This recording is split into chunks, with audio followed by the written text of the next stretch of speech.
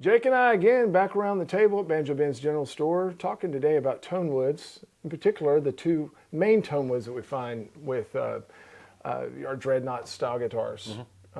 Even more in particular in bluegrass. The favorites over the years have either been mahogany or rosewood. Now I remember back in the day hearing people talk about that when I was first learning how to play guitar, and I felt a little confused by the words that people use for these various tonewoods. Yeah. And to be honest, I didn't even know how to recognize the difference. So this video is for beginners and onward, because we're going to share with you how you can distinguish the two, traditionally what those two tonewoods are known for, and then our own personal opinions about which scenarios we like to use them in the best, and we enter immediately into some subjectivity there, right?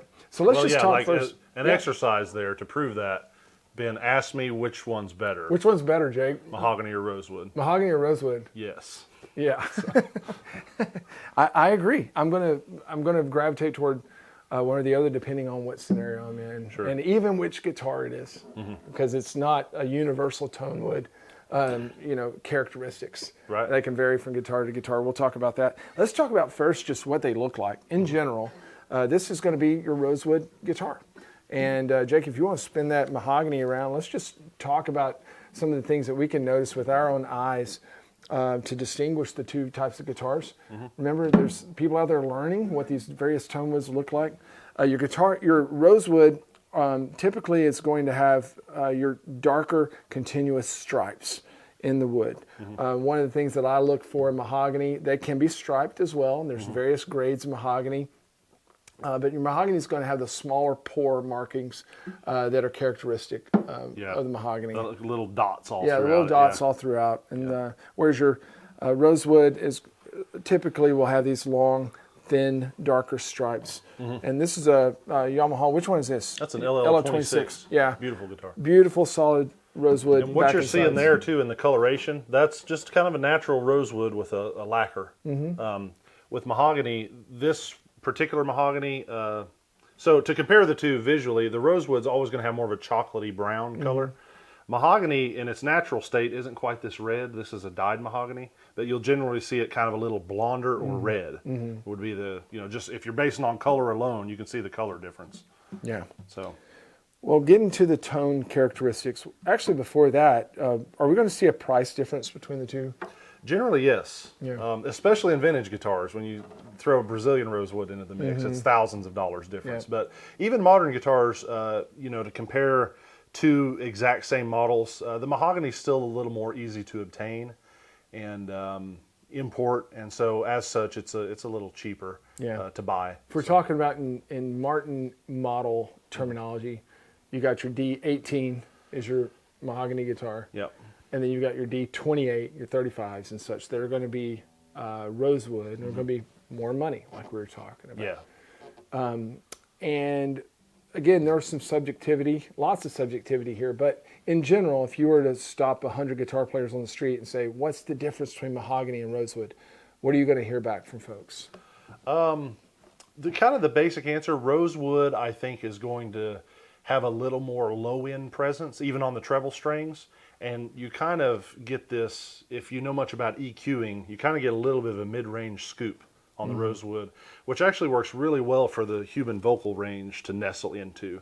So a lot of vocalists really like the rosewood guitar because it complements the voice nicely, because it's kind of got that little bit of a scoop where the voice generally rests.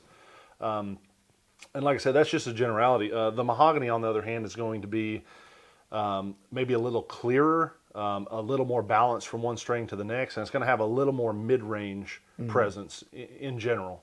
Yeah. Now that said, there's some other, a word I always use to describe a lot of that good mahogany tone that I like is that it's just real dry. Dry. That's the word I come back to. Yeah, and it's always hard to describe tone because you're using words that don't apply to what you hear to apply it to what you hear. But yeah, dry is a good, whereas the rosewood's a little more saturated with And beefy. Beefy. I call it beefy. Yeah. Fat bottomed. Right. Yeah. I've gravitated, let's talk about our own personal preferences there, because I've gravitated from more of a rosewood in general picker to craving more and more the mahogany, depending on the scenario that I'm in. So we talked about rosewood having, in general, that bigger, fatter bottom end, more sustain, it seems, some more overtones. And whenever I'm doing solo guitar work, so I'm not in a band, I'm solo guitar work, particularly when I'm playing some finger style stuff where I need that low end to be to carry through, I will gravitate toward a rosewood instrument, just because it's like adding an amplifier almost to the guitar. Not so much in volume, but just sustain. Right. Two different things, right? Yep. And then in the lower end where it really counts when I'm doing other kind of treble work over this bass note that needs to hold out, it works. Whenever I get into a band scenario and I've got a bass covering that low end, you can almost lose it, even though it's more present. Yep. You can almost lose the lower notes because right. they blend in with the other. That's right. And I find the mahogany guitar typically fills that spot in a band that needs to be filled. Yeah. It does penetrate. Yeah, my thoughts exactly. The mahogany penetrates the mix a little better. Yeah. And that carries through to on stage too. Miking the guitar. It sure does. Yeah. Generally, and I love both, and I play both. I would actually be hard pressed to pick a favorite because my cycle is, generally speaking, I probably tend to favor mahogany more so than rosewood for the reasons we're talking about now.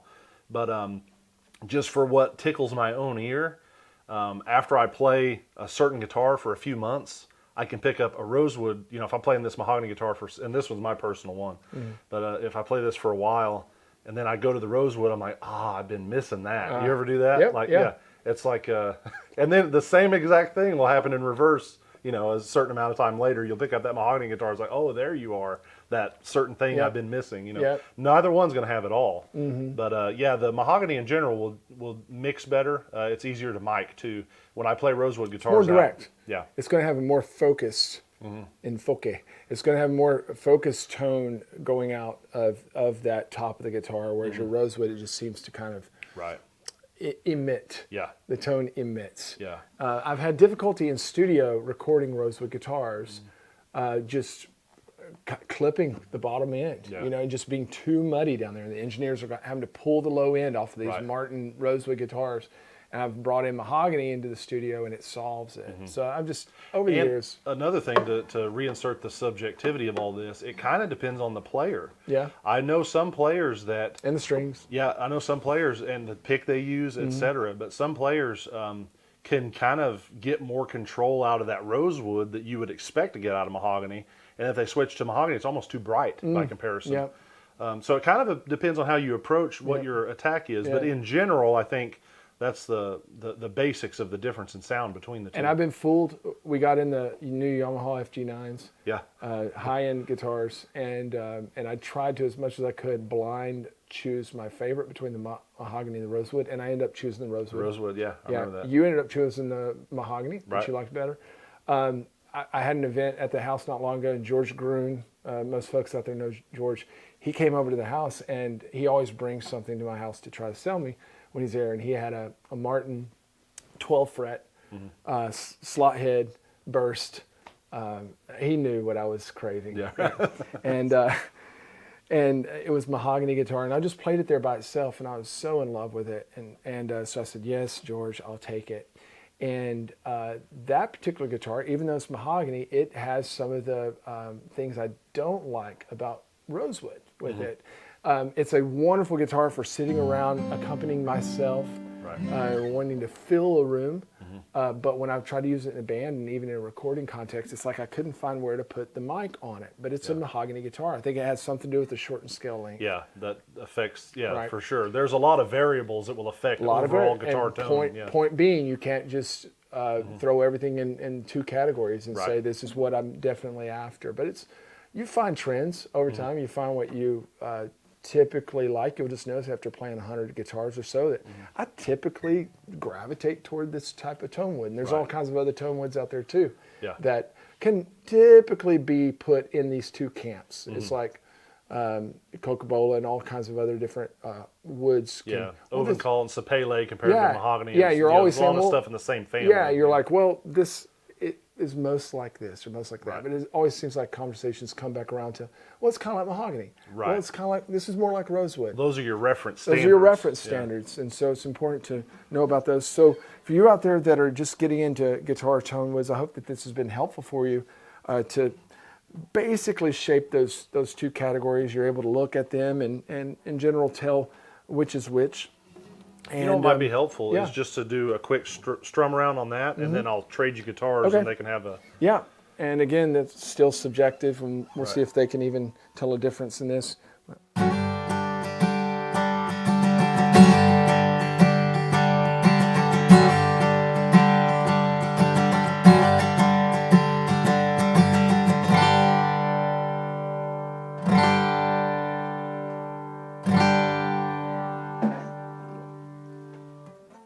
Hit the light with my guitar.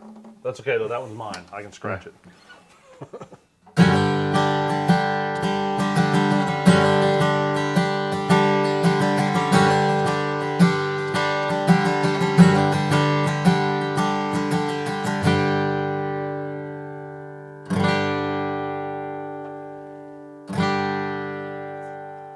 So between those two, over here, I hear the stereotypical differences It's between... totally Yeah. stereotypical. So those of you out there that are wanting to find out, like, well, what's the main difference between rosewood and mahogany? Replay those two back to back because, and hopefully it's coming through here in this boomy room. But yeah, to me and to you here, I'm like, yes, this is rosewood. Right. Yes, this is mahogany, and I do prefer this sound better. Yeah. I just Yeah. do, even though this is a much more expensive guitar, Yeah. much more. Yeah. See, and I'm almost, this is where we get into the subjectivity, sitting on this side of it and just the guitar by itself, not taking into consideration the mix and the penetration into the band scenario and the miking and the studio and the recording. I almost thought that one was a little richer. Yeah, it sitting is on richer. this side of it. You know? It is richer, but this Yeah. is drier and more woody, Right, yeah. and that's just what my ears grown to That's love. what you like, right, Yeah. yeah, because you know how that fits in with what I you do. Yeah, Yeah, right. yeah. And there's something about those pre-war D18s, like Kenny Smith's D18, that just touches me somewhere deep down inside, and I just Exactly. like that. Well, and like you see these subjective opinions on this, even in the profession. Like Kenny is one of the all-time masters of guitar tone. He's largely a mahogany guy, and Tony, right up there. I Yep. mean, you know, Tony is everyone's all-time hero Right. in bluegrass. He was a Rosewood guy, Yep. you know. Yep. So, although Tony's Rosewood guitar, it kind of had, like you were talking about, your mahogany guitar that kind of leans a little bit toward the Rosewood spectrum. Tony's in person, when I've heard it, kind of leans a little toward the mahogany spectrum a little more than His Rosewood right guitars hand. do. Yeah. Yeah. So Well, I hope this was fun and helpful to y'all. And let us know in the comments which you prefer. If there's another Tonewood out there that you think maybe gets the best of both worlds and that you find yourself gravitating towards. And if you have any questions or if I can help you find a guitar, Jake's happy to help you too. Give us a call, 833-BANJO-BEN, or you can find us online at banjobenclark.com. yeah, voice your opinion. Start some fights in the comments. It'll be fun. Always fun. Always fun.